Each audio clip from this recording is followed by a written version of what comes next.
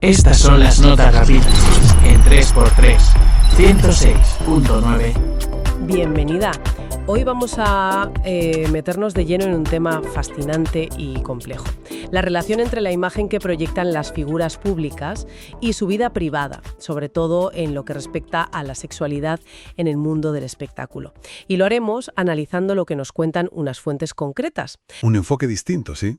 Vale. Así que la idea hoy es intentar entender las presiones que describen estas fuentes, ¿no? En distintas épocas, comparando un poco el pasado y el presente, pero siempre basándonos en lo que dicen estos vídeos. Vale, pues empezamos si te parece. Perfecto, vamos allá. Comencemos por esa época de oro del cine mexicano, según lo pinta El Ojo Indiscreto. La fuente nos dice que el matrimonio era casi como un arma, ¿no? Una defensa, una forma de censura impuesta para ocultar la homosexualidad. Exacto. Describe un ambiente donde un simple rumor te hundía la carrera. Ser homosexual era, según esta fuente, un crimen social, así lo llama. Joder. Entonces, claro, la única salida que presentaba la industria y la sociedad de la época, según este relato, era casarse con una mujer, hubiera amor o no. Una presión brutal. La fuente destaca mucho el caso de Enrique Álvarez Félix. Uf, sí. El hijo de María Félix, con esa carga, ¿no? De ser él el hijo perfecto, el heterosexual que se esperaba. Claro, y El Ojo Indiscreto afirma que, su atracción por los hombres era algo sabido en privado, pero que el poder de su madre lo mantenía totalmente silenciado en la prensa. O sea, no solo la presión social general, sino también la familiar, según esta fuente. Eso parece sugerir.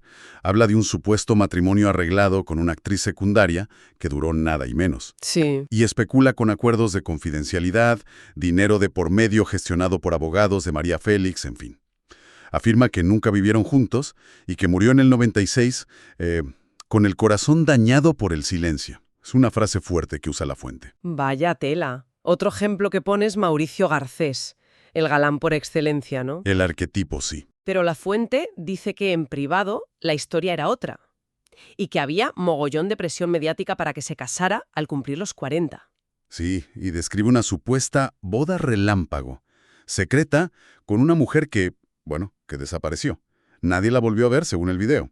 ¿Y qué dice la fuente sobre eso? Pues llega a afirmar, citando a un supuesto exasistente, que fue una actriz contratada. 3 meses, con una pasta para la época, unos 20,000 pesos, dice, solo para calmar a los medios. ¡Qué fuerte! Y añade que Garcés, según este relata, tuvo una relación estable y súper discreta con un músico de jazz. El compadre lo llama. El final que pinta la fuente es de soledad, con su vida privada totalmente borrada por la censura. La fuente también se mete con Pedro Infante, el ícono de la masculinidad mexicana. Hombre, claro.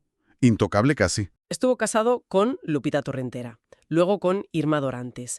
Pero El Ojo Indiscreto cuestiona estas uniones. Cita a una exasistente que decía que Infante evitaba la intimidad real en pantalla, como si no pudiera o no quisiera. Y menciona rumores, no confirmados, de una relación larga y oculta con un compositor joven de Sinaloa. Ya, eso es algo que los biógrafos oficiales niegan tajantemente, ¿no? Lo pintan de mujeriego y ya está. Sí, pero la fuente insiste. Destaca la brevedad y frialdad del matrimonio con Lupita, por ejemplo. E incluso menciona, aunque sin darle crédito explícito, la teoría esta conspiranoica de que su muerte fue una salida controlada. Bueno, eso ya es. Ya, eso es otro nivel. Pero la fuente lo recoge. En conjunto, estos casos que presenta El Ojo Indiscreto y otros que menciona más de pasada como Arturo de Córdoba con esa supuesta doble vida pactada con su mujer. O Julio Alemán, o Carlos López Moctezuma, Joaquín Pardavé. Exacto. Todos ellos construyen, según esta fuente, un relato muy coherente. Una época de presiones brutales, donde el matrimonio era un escudo. Vidas ocultas, miedo, conflicto interno, todo achacado a las normas sociales y a lo que exigía la industria del cine de entonces. Esa tensión entre la persona y el personaje público es el núcleo de esta narrativa que presenta El Ojo Indiscreto. Vale, pues demos un salto. Vamos a contrastar esa visión de ocultamiento forzoso con lo que nos cuenta la segunda fuente, Pasa el Tiempo TV, que se centra en actores latinos de telenovela más actuales que sí han hablado públicamente de su orientación. Efectivamente. Y el tono aquí cambia radicalmente. Este canal lo presenta como un homenaje. Habla de un paso hacia la autenticidad, bueno para la industria, bueno para el público. Sí. La perspectiva de esta fuente es que estos actores, al dar el paso, han ayudado a que la conversación avance. Son como agentes de cambio, digamos. Pone varios ejemplos. Cristian Chávez, el de RBD, ¿no?, que habló ya en 2007 y ha contado lo duro que fue por la presión mediática, pero también el alivio que sintió después. Sí, un caso muy sonado en su momento. O Polo Morín, que decidió contarlo él mismo después de que le hackearan y expusieran su vida privada en 2016. Tomó el control, ¿no? Exacto.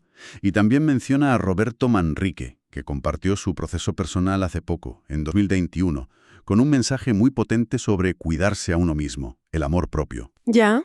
Y bueno, muchos otros. Willy Martin mostrando su boda, Juan Pablo Espinoza diciendo que no quiere que le definan solo por su vida personal. La fuente los presenta casi como actos de valentía cultural. Es un contraste brutal con la gente anterior, desde luego. Aquí el foco está en la decisión personal de hablar, en el momento elegido, en usar su visibilidad para tocar temas como la representación LGTBIQ+, la salud mental. Sí, se les atribuye un impacto positivo como referentes para el público. Totalmente. La narrativa que construye esta segunda fuente es una de progreso, de romper silencios, pero esta vez de forma voluntaria. Aunque, ojo, tampoco dice que ya no haya desafíos, ¿eh? No, claro. Pero sí subraya que ser auténtico, aunque cueste, al final libera y es necesario. Se nota un cambio muy grande en el discurso público que refleja este canal, comparado con el silencio impuesto que describía El ojo indiscreto. Vale, y nos queda la tercera fuente, Tutoriales Gerberín, que nos da otro ángulo. Este canal recopila historias y hay que decir que a menudo con un tono más especulativo, ¿no?, más de salseo. Sí, conviene tenerlo en cuenta. Son historias de mujeres famosas que, según cuenta la fuente, descubrieron que sus parejas masculinas eran gays o bisexuales, a veces con infidelidades de por medio. Correcto. Aquí el foco cambia. Se centra en la experiencia de la pareja femenina, tal como la relata esta fuente. Habla del descubrimiento, de las reacciones, que son muy variadas, del supuesto engaño y cómo se maneja todo eso siendo famoso. Mezcla rumores, especulaciones y alguna declaración directa. Por ejemplo, menciona a Dana Paola. Y su canción Sodio. ¿Ah, sí?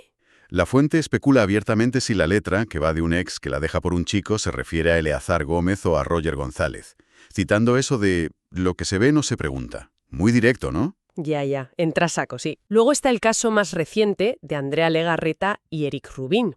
Tras separarse, volvieron los rumores sobre él por un vídeo con Apio Quijano. Pero lo interesante, según la fuente, es la reacción de Andrea. ¿Qué dijo? Pues negó los rumores, pero añadió que tampoco le importaría si Eric tuviera una sorpresita en su closet. La fuente lo interpreta como una postura pragmática o de aceptación ante la que se le venía encima mediáticamente. Curioso. Y un caso distinto que presenta es el de Mariana Garza y Pablo Perroni. Aquí la fuente destaca la honestidad de ella. Dijo que sabía desde el principio que Pablo era bisexual y que para ella no era un problema. Vale. Aunque al final se divorciaron, según la fuente, para evitar posibles líos o infidelidades. Lo presenta como un ejemplo de transparencia. Ya. Bueno, es interesante ver los distintos enfoques. Claro. Y esta fuente, Tutoriales Gerberín, agrupa muchos otros casos, a menudo basándose en fuentes cercanas, anónimas o en rumores que llevan tiempo circulando. Menciona situaciones atribuidas a Livia Brito, a Damari López, o Cynthia Clitbo, que contó su experiencia con un exmarido que supuestamente usó el matrimonio como tapadera y además la maltrataba. También repasa rápido casos internacionales como para decir que esto no pasa solo aquí. Carrie Fisher, que su marido la dejó por otro hombre, Fran Drescher, que acabó siendo súper amiga y colaboradora de su exmarido después de que él saliera del armario. La nani, ¿no? Esa misma. Incluso menciona figuras históricas, Judy Garland, Freddie Mercury, y sus matrimonios complejos en épocas donde ser gay era todavía más tabú. Lo que se saca de esta tercera fuente, aunque tenga ese tono a veces más ligero o de chismorreo, es la variedad de experiencias de las mujeres, ¿no? Desde el dolor del engaño, que describen algunos casos, ¿Sí? Hasta la aceptación, la negación pública para protegerse, o incluso transformar la relación en una amistad fuerte. Exacto.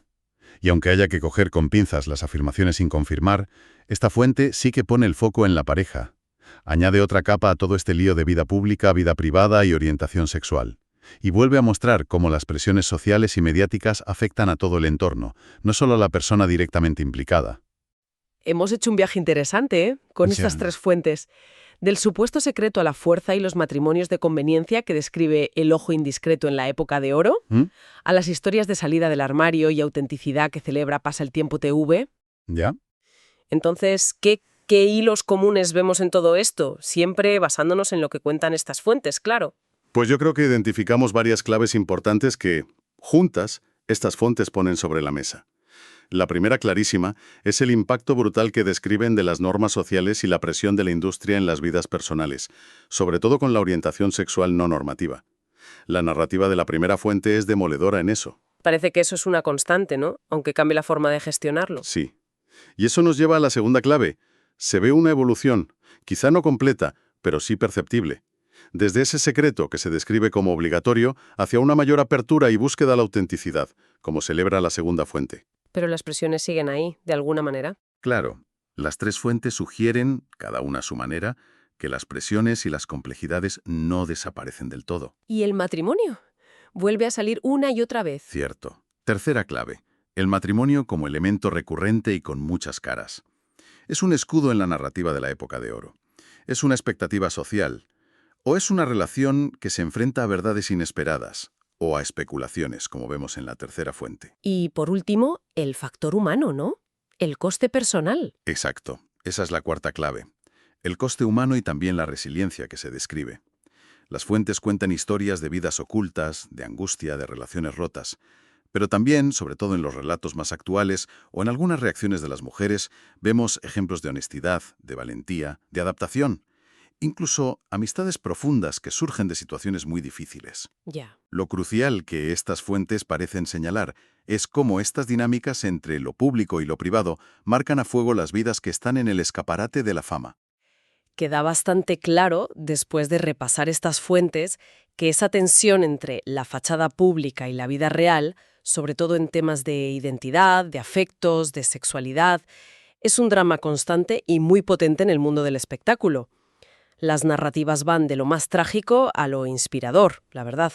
Y esto, claro, nos lleva a preguntarnos, ¿cómo estas narrativas, la del pasado oculto, la de la autoafirmación actual, la de la experiencia de la pareja tal como las presentan estas fuentes concretas, siguen influyendo hoy en las conversaciones sobre la representación LGTBIQ+, sobre los límites de la privacidad, sobre la aceptación pública? Las fuentes sugieren que vamos hacia una mayor honestidad. Sí. Pero también dejan claro que las complejidades siguen ahí, no se han esfumado. Pensamiento final provocador. A ver, si pensamos en la evolución que describen estas fuentes, desde esas vidas presuntamente ocultas y controladísimas del cine de oro, hasta las declaraciones públicas de ahora, que a veces son forzadas por filtraciones y otras veces son elegidas. ¿Cómo podríamos imaginar el próximo capítulo de esta historia? De la identidad y la vida pública. Sobre todo ahora, con un panorama mediático donde las redes sociales, la cultura de la cancelación, lo cambian todo constantemente, ¿no? ¿Hacia dónde puede ir esa negociación entre lo que es personal y lo que es público? Una reflexión muy interesante, desde luego, para seguir dándole vueltas. Gracias por acompañarnos en este análisis detallado de las fuentes que teníamos. Estas son las notas rápidas en 3x3, 106.9. 3x3, el podcast de la semana.